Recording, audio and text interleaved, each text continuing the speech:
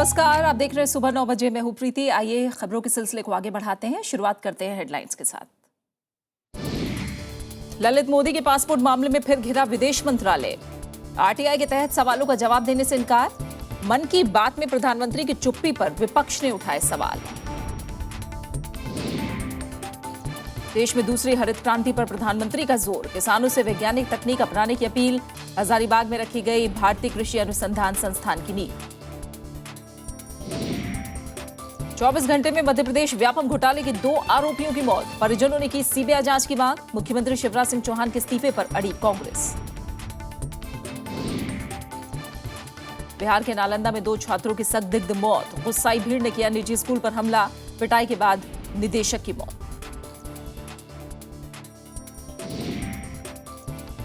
और ज्वाला गुट्टा और अश्विनी पोनप्पा की जोड़ी ने जीता कनाडा ओपन बैडमिंटन टूर्नामेंट का डबल्स खिताब। फाइनल में नीदरलैंड्स की जोड़ी को सीधे सेटों में दी मात।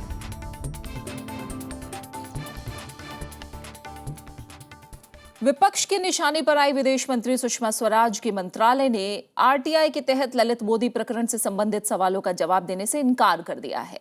सरकार के इस रवैये की कांग्रेस समेत कई विपक्षी दलों ने निंदा की है। हरियाणा निवासी रेयो ने आरटीआई आवेदन के जरिए ललित मोदी मामले से जुड़े 7 सवालों के जवाब मांगे थे। आरटीआई के तहत ललित मोदी मामले से संबंधित सवालों के जवाब देने से विदेश मंत्रालय के इनकार पर कई विपक्षी दलों ने तीखी प्रतिक्रिया जताई है। कांग्रेस नेता पीसी चाको ने सरकार के इस रवैये को आरटीआई कानून की भावनाओं के विपरीत बताया। But here is a person against whom there is an investigation going on by the government of India. About him, when information, vital information is asked for, they are simply saying that this cannot be disclosed. And if there is any interest for the BJP to keep Lalit Modi's private information as a closely guarded secret, then there is some big connection between this Lalit Modi and BJP. वाम दलों ने भी सरकार के इस रवैये की कड़ी आलोचना की है। सीपीएम नेता वृंदा करात ने नरेंद्र मोदी सरकार पर पारदर्शिता के कानून को कमजोर करने का आरोप लगाया। तो सीपीआई ने भी विदेश मंत्रालय के इस रवैये पर सवाल उठाए हैं। इन दस्तावेजों को विदेश मंत्रालय सार्वजनिक न करके ये बतला रहा है कि दाल में काला ही नहीं है, पूरी दाल ही काली है। विदेश मंत्रालय ने 26 जून के अपने जवाब में जानकारी देने से इनकार करते हुए कहा था कि सवाल नंबर 1 से 3 आरटीआई कानून 2005 के दायरे में नहीं आते, जबकि सवाल नंबर 4 से 7 का जवाब विदेश मंत्रालय में उपलब्ध नहीं है। हालांकि विदेश मंत्रालय ने कहा है कि आवेदन को वाणिज्य दूत, पासपोर्ट, वीजा विभाग समेत वित्त और गृह मंत्रालय को भेज दिया गया है। Bureau report, Rajya Sabha TV. प्रधानमंत्री नरेंद्र मोदी ने रविवार को मन की बात कार्यक्रम में कई मुद्दों पर अपनी बात रखी। प्रधानमंत्री ने देश के 100 जिलों में घटते लिंगानुपात पर चिंता जाहिर की। उन्होंने बेटी बचाओ बेटी पढ़ाओ को बड़ा आंदोलन बनाने को कहा। साथ ही रक्षाबंधन पर बहनों को जन सुरक्षा योजना का उपहार देने की अपील की। इसके अलावा प्रधानमंत्री ने अंतर्राष्ट्रीय योग दिवस, जल और पर्यावरण संरक्षण पर भी लोगों से अपने विचार साझा किए। मेरे प्यारे देशवासियों, प्रधानमंत्री नरेंद्र मोदी मन की बात कार्यक्रम में 9वीं बार जनता से रूबरू हुए तो किसी एक विषय पर नहीं बल्कि कई विषयों पर एक साथ चर्चा की। 21 जून को हुए पहले अंतर्राष्ट्रीय योग दिवस का जिक्र करते हुए उन्होंने कहा कि योग ने पूरी दुनिया को जोड़ा है। प्रधानमंत्री ने अंतर्राष्ट्रीय योग दिवस के आयोजन को सफल बनाने के लिए आयुष विभाग के काम की सराहना भी की। साथ ही सहयोग के लिए दुनिया के सभी देशों का शुक्रिया भी अदा किया। अंतर्राष्ट्रीय योग दिवस की सफलता आनंद और संतोष के साथ एक नई जिम्मेवारी लेके आई है। यह हमारा दायित्व बनता है कि विश्व को उत्तम योग शिक्षक हम दें।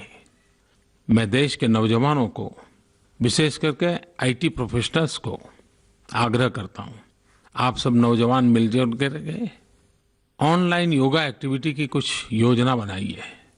प्रधानमंत्री ने देश में घटते लिंगानुपात पर भी चिंता जताई। उन्होंने बेटी बचाओ अभियान के लिए सेल्फी विद डॉटर मुहिम चलाने पर हरियाणा के बीवीपुर गांव के सरपंच की सराहना की। हरियाणा में बालकों की तुलना में बालिकाओं की संख्या बहुत कम है। देश के करीब 100 जिले ऐसे हैं जिसमें भी ये हालत चिंताजनक है। हरियाणा में सबसे ज्यादा। लेकिन उसी हरियाणा का एक छोटे से गांव का सरपंच बेटी बचाओ अभियान को इस प्रकार का मोड़ दे, तब मन को बहुत आनंद होता है। और एक नई आशा जगती है। प्रधानमंत्री ने भारत के पारिवारिक मूल्यों से दुनिया को रूबरू कराने पर जोर दिया। साथ ही उन्होंने मॉनसून के दौरान लोगों से पानी बचाने की भी अपील की। प्रधानमंत्री ने पिछले महीने शुरू की गई सामाजिक सुरक्षा की 3 योजनाओं का जिक्र करते हुए कहा कि इनके बहुत ही सकारात्मक नतीजे मिले हैं। उन्होंने शहरों की तस्वीर बदलने के लिए हाल ही में शुरू की गई स्मार्ट सिटी, अमृत और सभी के लिए आवास योजना का भी जिक्र किया। प्रधानमंत्री ने यह भी कहा कि करीब-करीब स्कूलों में शौचालय बनाने का काम पूरा हो गया है। Bureau report, Rajya Sabha TV. लेकिन मन की बात कार्यक्रम में प्रधानमंत्री नरेंद्र मोदी की ललित मोदी विवाद पर खामोशी को लेकर कांग्रेस और वाम दलों ने सवाल खड़े किए हैं। कांग्रेस ने विदेश मंत्री सुषमा स्वराज और राजस्थान की मुख्यमंत्री वसुंधरा राजे समेत भ्रष्टाचार के आरोपों में बीजेपी नेताओं के इस्तीफे की मांग दोहराई है।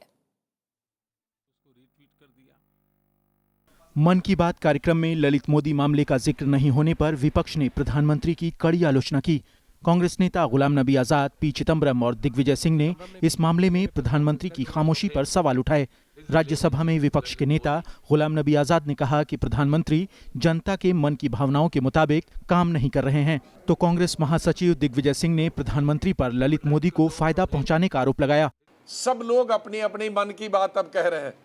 This is in the interest of the prime minister that he should take immediate action against those who are involved in corruption. My charge, and I make this charge with full responsibility, that Mr. Narendra Modi is helping Mr. Lalit Modi. Congress के अलावा वाम दलों समेत दूसरी विपक्षी पार्टियों ने भी इस मामले में प्रधानमंत्री की खामोशी पर निशाना साधने में देर नहीं की। The Prime Minister keeps silence and he doesn't speak on these serious issues. That has created a situation in which the Prime Minister's integrity, credibility is questioned. लेकिन बीजेपी इस्तीफे की मांग को सिरे से खारिज करते हुए अपने नेताओं का बचाव कर रही है। इन चारों ही केसों में क्रमशः यह स्थिति स्पष्ट हो चुकी है कि किसी भी तकनीकी या वैधानिक आधार पर सत्ता के दुरुपयोग, भ्रष्टाचार या कदाचार का कोई विषय नहीं बनता। मनी लॉन्ड्रिंग और आईपीएल मैच फिक्सिंग के आरोपी ललित मोदी पर सुषमा स्वराज और वसुंधरा राजे से रिश्ते और उसकी अनैतिक मदद करने का आरोप है। प्रवर्तन निदेशालय की ओर से वांछित आईपीएल के पूर्व कमिश्नर ललित मोदी 2010 से लंदन में निर्वासित जीवन बिता रहे हैं। प्रणव गोस्वामी, राज्यसभा टीवी। पूर्व केंद्रीय स्वास्थ्य मंत्री और कांग्रेस नेता गुलाम नबी आजाद ने कहा है कि आयुष विभाग ने यूपीए सरकार के कार्यकाल के दौरान सबसे ज्यादा काम किया है। इससे पहले प्रधानमंत्री ने रविवार को मन की बात कार्यक्रम में कहा कि बीते सालों में आयुष मंत्रालय में ज्यादा काम नहीं हुआ, लेकिन जिस तरह से पहला अंतर्राष्ट्रीय योग दिवस आयोजित करने में आयुष विभाग ने काम किया वो सराहनीय है। गुलाम नबी आजाद ने आलोचना को खारिज करते हुए अपने कार्यकाल के दौरान हासिल उपलब्धियों का जिक्र किया और इनकी सूची भी जारी की। मुझे जो अभी तक जानकारी थी कि प्रधानमंत्री बोलने से पहले बहुत रिसर्च करते हैं, तो आज मुझे मालूम हुआ उनकी रिसर्च तो शून्य है, 0 है। उनको ये भी मालूम नहीं है कि पिछले 5 साल में सबसे ज्यादा काम आयुष में हुआ और कोने में नहीं। इन्हीं 5 साल में आयुष नया भवन बन गया। प्रधानमंत्री नरेंद्र मोदी ने देश में दूसरी हरित क्रांति पर जोर दिया है। झारखंड के हजारीबाग में रविवार को एक कार्यक्रम में प्रधानमंत्री ने किसानों से वैज्ञानिक तकनीक अपनाने को कहा। उन्होंने दालों का उत्पादन बढ़ाने की बात कही ताकि आयात पर निर्भरता कम की जा सके। हजारीबाग के बरही में रविवार को प्रधानमंत्री नरेंद्र मोदी ने भारतीय कृषि अनुसंधान संस्थान की नींव रखी। उन्होंने कहा कि भारत में खाद्य पदार्थों की मांग बढ़ रही है, इसलिए दूसरी हरित क्रांति अब जरूरी हो गई है। पूर्वी उत्तर प्रदेश, झारखंड, बिहार, उड़ीसा, पश्चिम बंगाल, आसाम, ये भारत के जो पूर्वी इलाके हैं, वहीं पर से दूसरी कृषि क्रांति की संभावना है। प्रधानमंत्री ने कहा कि खेती में आज सिंचाई से लेकर अच्छे बीज तक की समस्याएं हैं।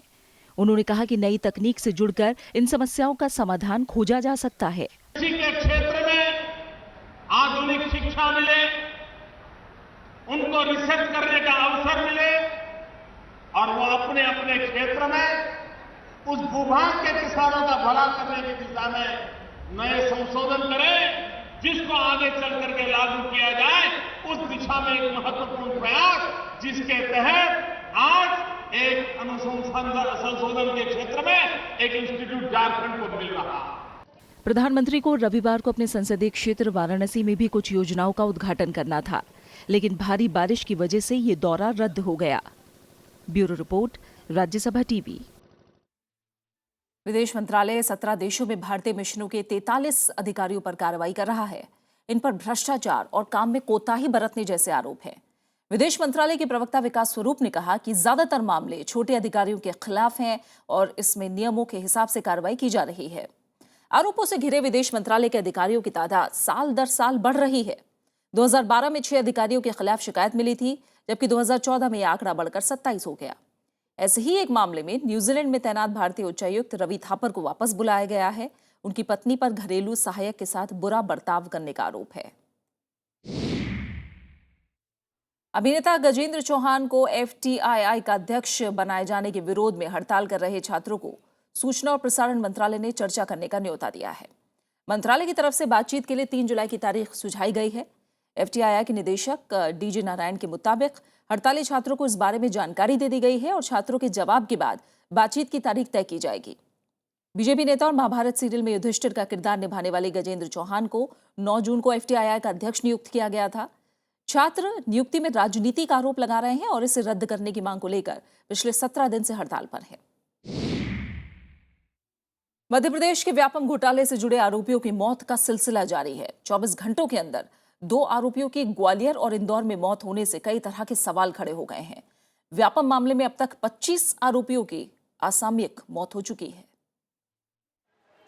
मध्य प्रदेश में बहुचर्चित व्यापम घोटाले के 2 आरोपियों की शनिवार और रविवार को एक के बाद एक मौत से मामला और गंभीर हो गया है। इंदौर जेल में बंद विचाराधीन आरोपी नरेंद्र सिंह तोमर की संदिग्ध परिस्थितियों में मौत का मामला अभी शांत भी नहीं हुआ था कि ग्वालियर में एक और आरोपी की मौत का मामला सामने आ गया। ग्वालियर में बिरला अस्पताल में भर्ती 40 साल के डॉक्टर राजेंद्र आर्य की रविवार सुबह मौत हो गई। इस बीच तोमर के भाई ने मौत के पीछे साजिश की आशंका जताई है। साथ ही घटना की CBI से जांच कराने की मांग की है। पता नहीं, ये कह रहा है छाती में दर्द हुआ और यहाँ पे आए तो कह रहा है डेथ हो गई। PMT में किसी ने नाम ले दिया, उन्होंने कहा कि ये भी थे। तोमर 24 फरवरी से इंदौर की जिला जेल में था। शनिवार देर रात तोमर की तबीयत खराब होने के बाद उसे अस्पताल में दाखिल करवाया गया, जहां डॉक्टरों ने उसे मृत घोषित कर दिया। और रात में से चेस्ट में पेन हुआ और इसे हम लोग एम्बाई लेके आए और एम्बाई में CMO साहब को दिखाया। उसके बाद थोड़ी देर बाद इसकी मौत हो गई। ग्वालियर और इंदौर में इससे जुड़े 2 आरोपियों की मौत के बाद सियासत भी गर्मा गई है। कांग्रेस ने राज्य सरकार पर हमला तेज करते हुए मुख्यमंत्री शिवराज सिंह चौहान के इस्तीफे की मांग दोहराई है। And more than 41 people who were accused have died mysteriously. But unfortunately, the Chief Minister, Mr. Shivraj Singh Chauhan, is trying to cover up. And we are fighting the battle in the court. Let's see. हालांकि BJP अब इस मामले में बचाव की मुद्रा में है। वो तोमर की मौत को आत्महत्या बता रही है। एग्जैक्ट तो मैं नहीं कह सकता, बाकी हाँ, आज मुझे पता लगा कि नरेंद्र तोमर ने सुसाइड किया है। पुलिस उसकी जांच कर रही है। मध्य प्रदेश के चर्चित व्यापम घोटाले में अब तक 25 लोगों की मौत हो चुकी है। ये सभी लोग व्यापम घोटाले से प्रत्यक्ष या अप्रत्यक्ष रूप से जुड़े हुए थे। इसमें सबसे चर्चित आरोपी मध्य प्रदेश के राज्यपाल राम नरेश यादव के पुत्र शैलेश यादव थे, जिनकी 25 मार्च को उत्तर प्रदेश की राजधानी लखनऊ में संदिग्ध हालात में मौत हो गई। घोटाला उजागर होने के बाद से अब तक इतनी बड़ी संख्या में हुई मौतों ने इस मामले को और भी पेचीदा और संवेदनशील बना दिया है। Bureau report, Rajya Sabha TV. Bihar के नालंदा जिले में गड्ढे से 2 छात्रों के शव मिलने के बाद गुस्साए गांव वालों ने एक निजी स्कूल में जमकर तोड़फोड़ की। गुस्साए लोगों ने स्कूल के निदेशक को खूब पीटा, जिसके बाद अस्पताल में उनकी मौत हो गई। पुलिस ने आरोपियों के खिलाफ FIR दर्ज कर ली है। नालंदा के नीरपुर गांव में 2 छात्रों की मौत से ग्रामीण इतना भड़के कि उन्होंने स्कूल में तोड़फोड़ शुरू कर दी। बीच बचाव करने आई पुलिस पर भी पथराव किया गया। प्रदर्शनकारियों ने स्कूल के निदेशक को बेरहमी से पीटा। जख्मी निदेशक को अस्पताल ले जाया गया, लेकिन उन्हें बचाया नहीं जा सका। ग्रामीण उग्र हो गए और उसके प्रिंसिपल महिला थी, उनके साथ मारपीट कर दिया। स्कूल में आग लगा दिया, उनकी गाड़ी भी जला दी है। पुलिस के साथ मारपीट भी करने लगे। उसके उसके पश्चात स्कूल के डायरेक्टर स्कूल के अंदर कहीं थे, उनको पहचान करके उनके साथ काफ़ी मारपीट की गई है। लोगों का आरोप है कि छात्रों की पिटाई की गई, जिससे दोनों की मौत हो गई। वारदात छिपाने के लिए दोनों शव गड्ढे में फेंक दिए गए। स्कूल निदेशक के परिजन इस हत्या के लिए प्रशासन को दोषी मान रहे हैं। किसी पे शक नहीं, बस प्रशासन इसके लिए दोषी है। आक्रोशित लोगों ने मेरे पापा का मर्डर किया है। मुझे वहाँ और भी परिवार लोग रहते हैं जिन्होंने बताया कि दरोगा वहाँ खड़ा होकर के पिटवाया है, कि बोला अपने पुलिस लोगों को पीटो पीटो। दरोगा पुलिस कुछ नहीं किया, साइड में खड़े रहे। पुलिस ने आरोपी गांव वालों के खिलाफ एफआईआर दर्ज करके जांच शुरू कर दी है। शवों का पोस्टमार्टम कराकर हत्या की वजहों का पता लगाया जा रहा है। Bureau report, Rajya Sabha TV. और यहाँ हम रुक रहे हैं एक छोटे से ब्रेक के लिए, और ब्रेक के बाद मानव रहित स्पेस एक्स फाल्कन 9 रॉकेट का प्रक्षेपण विफल।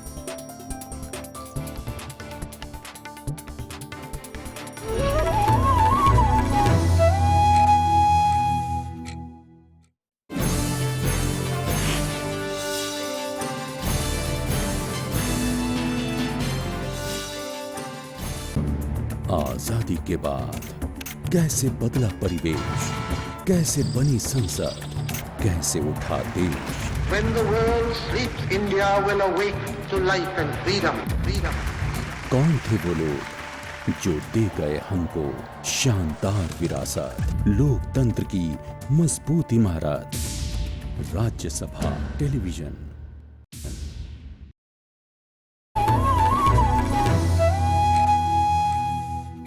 के बाद आपका स्वागत है। ये रुख करते हैं कुछ और अहम खबरों का। बाढ़ के बाद गुजरात और उत्तराखंड में जिंदगी पटरी पर लौटने लगी है। राहत और बचाव का काम तेज कर दिया गया है। हालांकि उत्तराखंड के कुछ इलाकों में अब भी काफी संख्या में लोगों के फंसे होने की खबर मिली है। रास्ते खराब होने की वजह से हेमकुंड साहिब यात्रा को फिलहाल रोक दिया गया है। इस बीच मौसम विभाग ने जुलाई और अगस्त में बारिश कम रहने का अनुमान जताया है। बाढ़ के कहर के बाद उत्तराखंड में हालात धीरे धीरे सामान्य हो रहे हैं। राहत और बचाव टीम ने रविवार को बद्रीनाथ और हेमकुंड साहिब जा रहे 1000 श्रद्धालुओं को सुरक्षित स्थानों पर पहुंचाया है। हालांकि रास्ते खराब होने की वजह से अब भी 11000 श्रद्धालुओं के फंसे होने की आशंका है। भूस्खलन के चलते राहत और बचाव काम में बाधा आ रही है। पंजाब की एक विशेष टीम भी श्रद्धालुओं को सुरक्षित स्थानों पर पहुंचाने में जुटी है।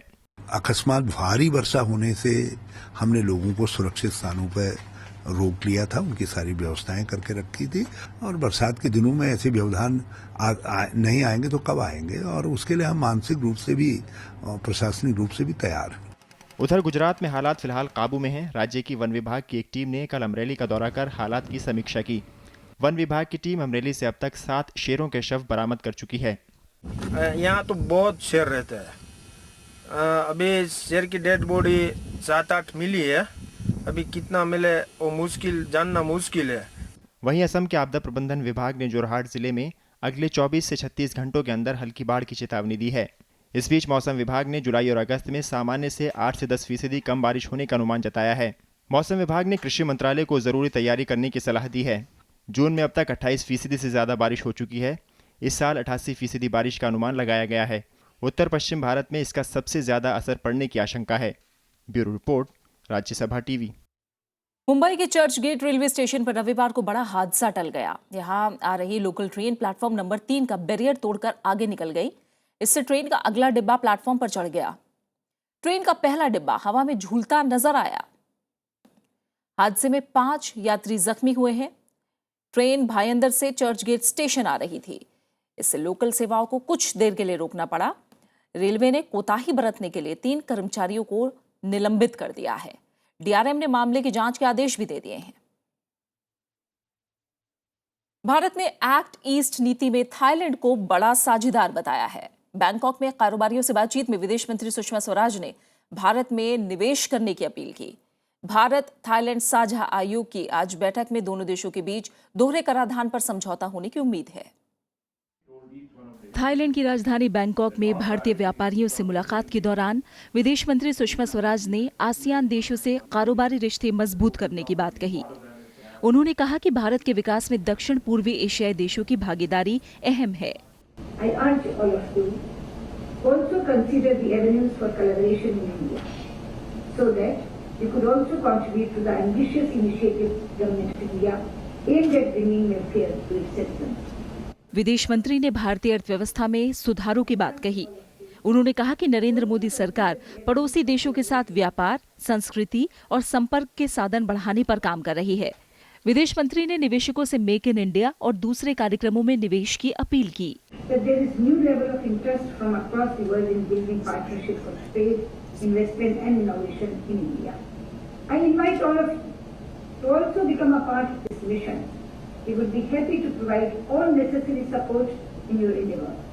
इससे पहले विदेश मंत्री ने रविवार को बैंकॉक में 16वें विश्व संस्कृत सम्मेलन का उद्घाटन किया।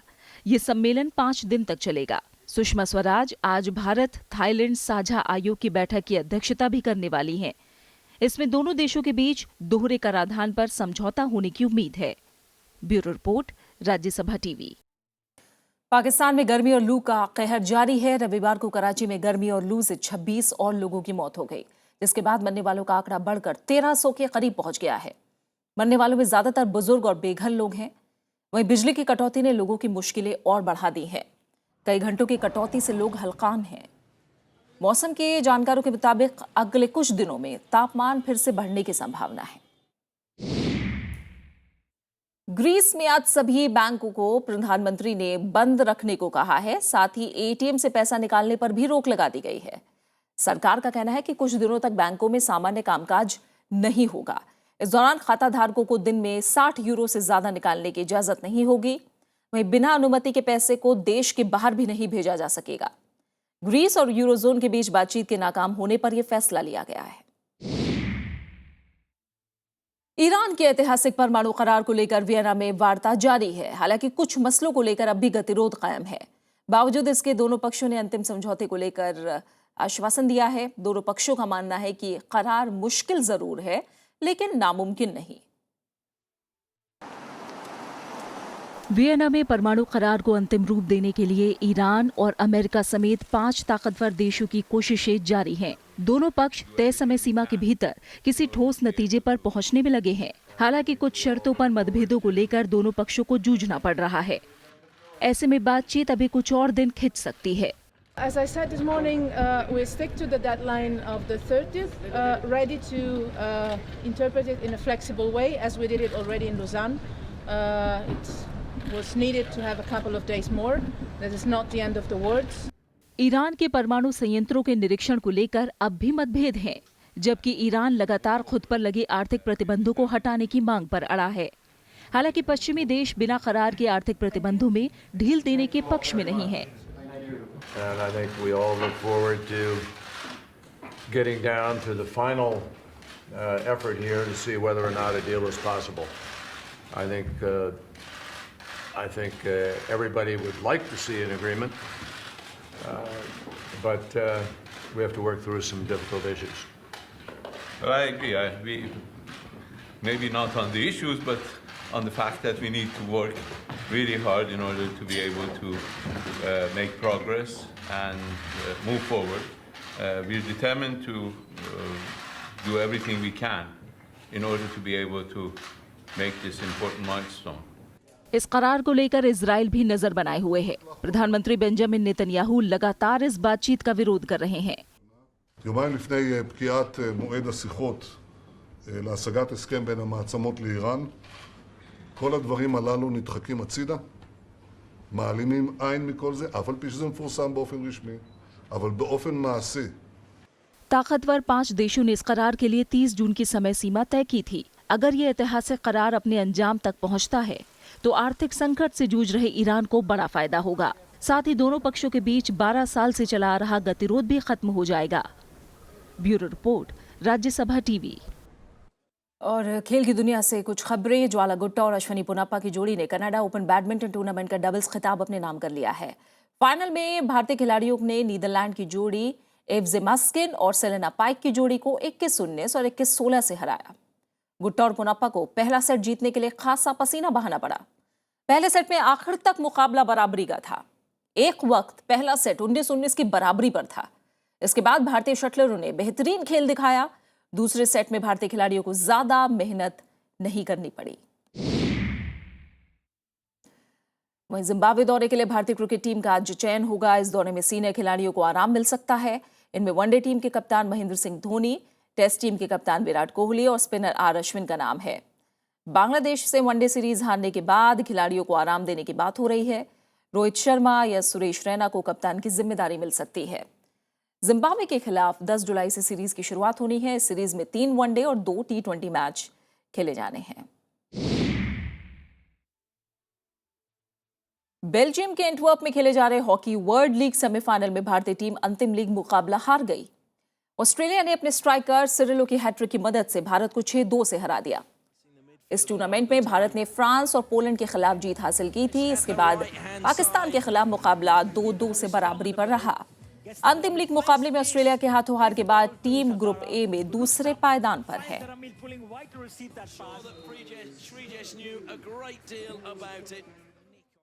अमेरिका के फ्लोरिडा में मानव रहित स्पेस एक्स फॉल्कन 9 रॉकेट का प्रक्षेपण नाकाम हो गया है।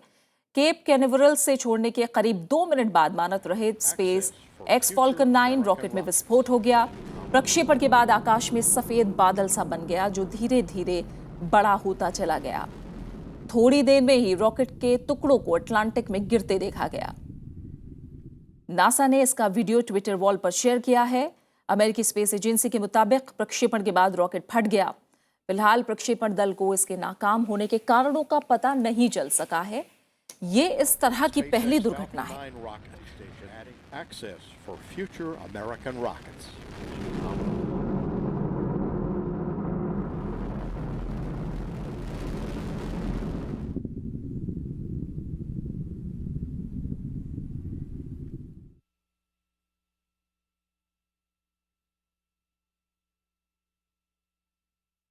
और एक अहम खबर शेयर बाजार से। शुरुआती कारोबार में आज शेयर बाजार में भारी गिरावट दिख रही है। कारोबार शुरू होने के साथ ही सेंसेक्स में 500 से ज्यादा अंक की गिरावट देखी गई। निफ्टी में भी 148 अंक की गिरावट देखी गई है। अब तक ग्रीस संकट का हल नहीं निकलने का बाजार पर असर देखा जा रहा है।